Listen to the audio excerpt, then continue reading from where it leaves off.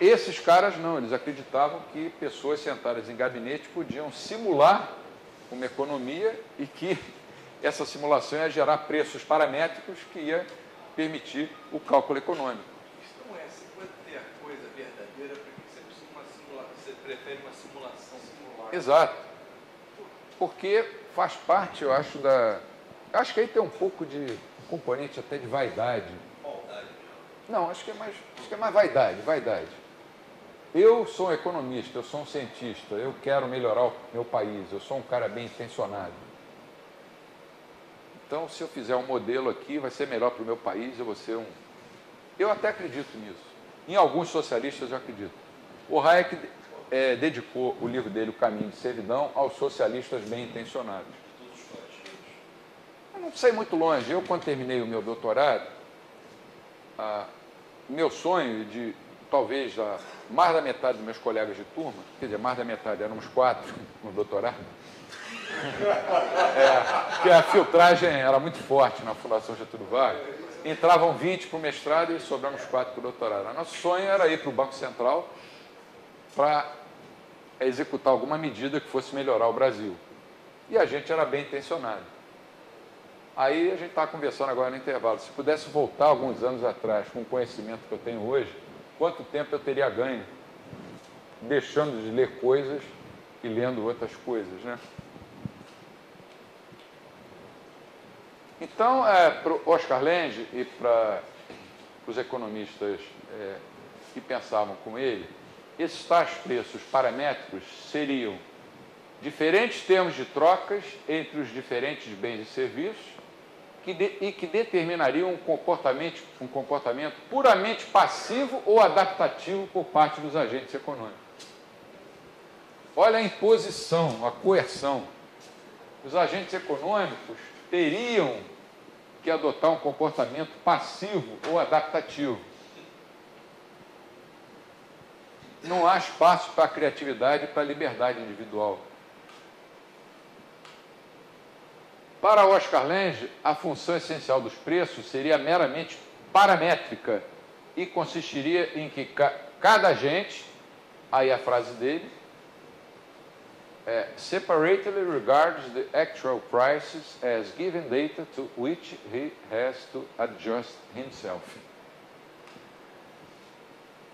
Cada um traduza livremente.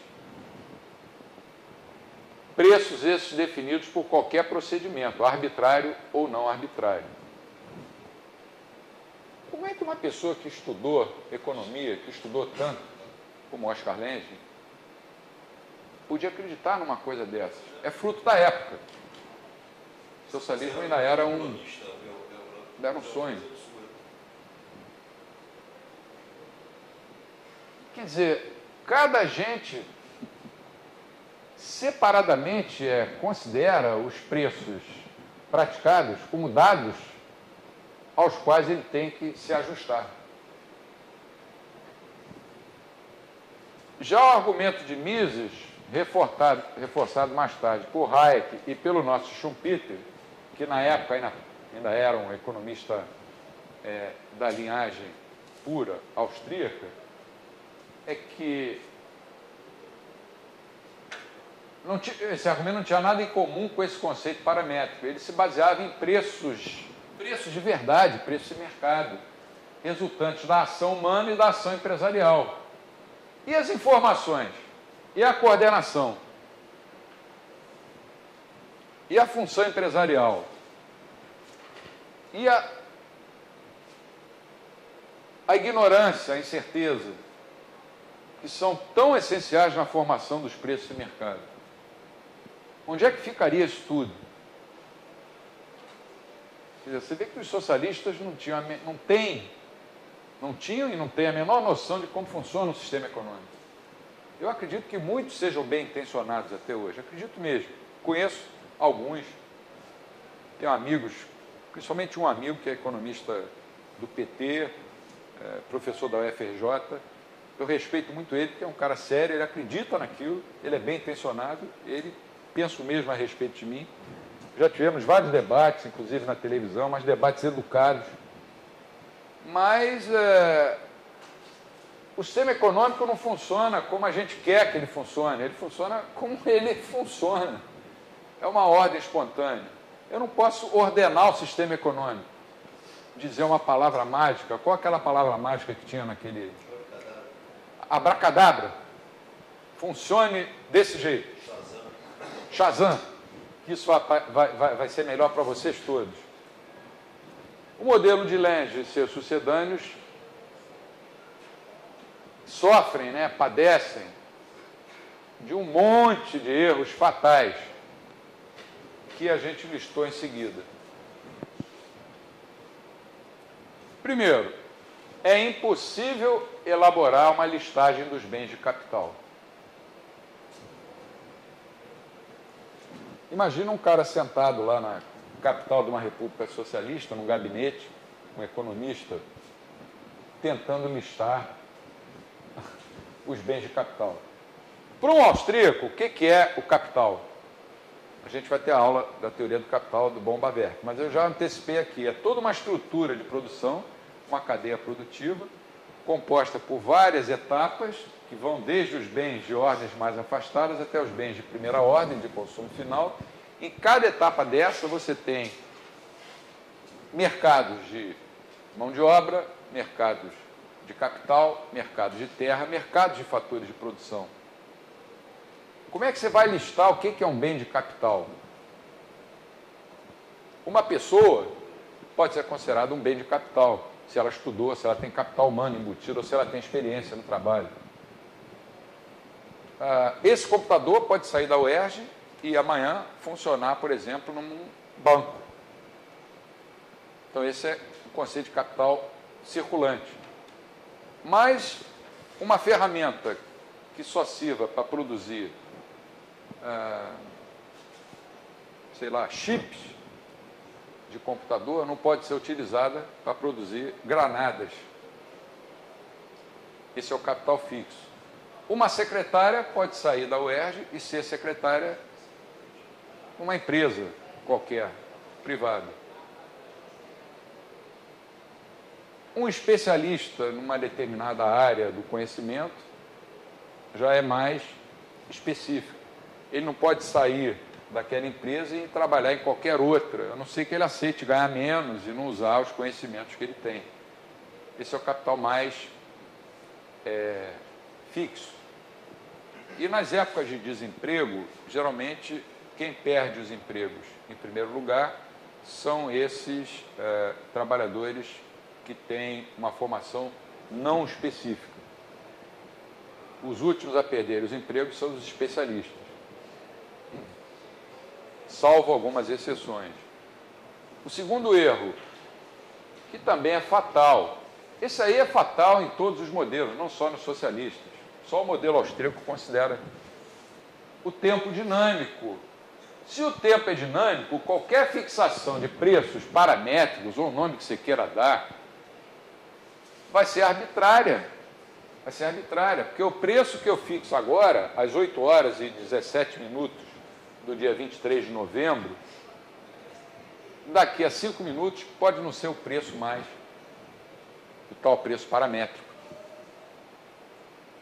O preço paramétrico, ou qualquer preço, em essência, é uma variável desobediente.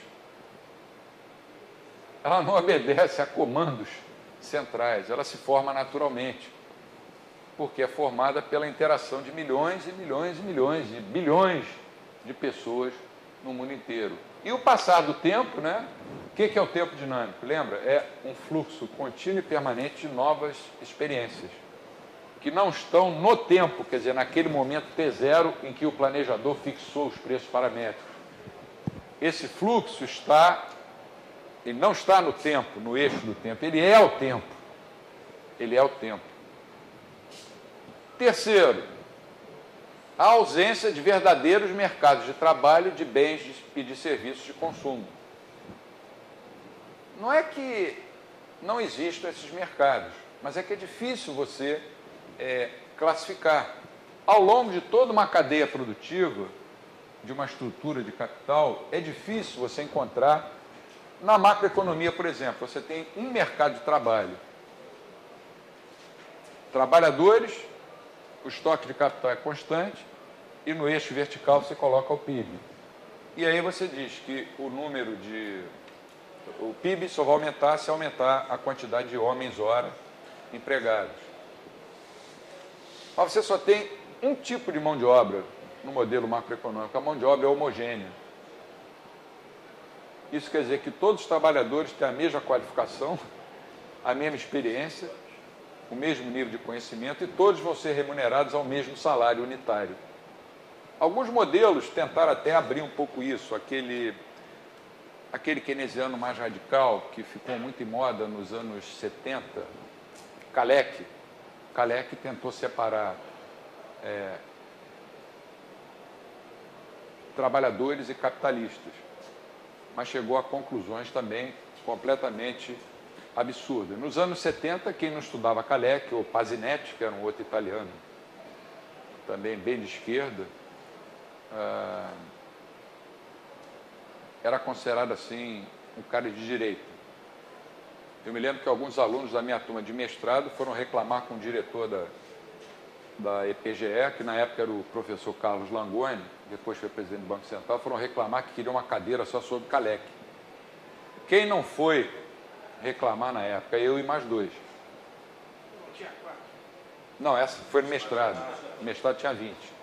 Eu e mais dois, que éramos vistos assim como de direita. 17 da minha turma eram de esquerda. Isso na Fundação Getúlio Vargas, que na época era considerado um centro de... quase que com uma como é que eu vou dizer? Uma representação de Chicago, aqui no Rio de Janeiro. Nós queremos uma cadeira de Kalec. Aí o Langoni foi simples e falou, não, aqui na EPGE não se estuda essas coisas, porque a gente não acredita nisso. E ponto final, ficou por isso mesmo. Mas se você for estudar em outras universidades, inclusive algumas que o MEC classifica como as melhores do país, que é uma classificação completamente arbitrária, absurda, você vai estudar Kalec lá 2, 3 semestres.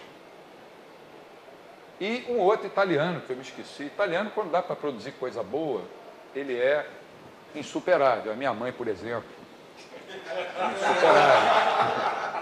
Minhas tias, meus avós. Agora, quando ele dá para produzir coisa ruim, também ele é insuperável. Ele é insuperável. Gramsci. E esse que eu vou falar agora, Piero Sraffa. Piero Sraffa escreveu um livro que ele começou nos anos 30 e levou 40 anos para escrever o livro. A produção de mercadorias por meio de mercadorias. O livro tem 40 páginas, ele escreveu uma página por ano. Além de socialista, era preguiçoso. Escrever um livro de 40 páginas em 40 anos, esse livro eu cheguei a ler, cheio de equações, eu achei aquilo uma coisa tão absurda, e bem antes de eu me transformar em um austríaco.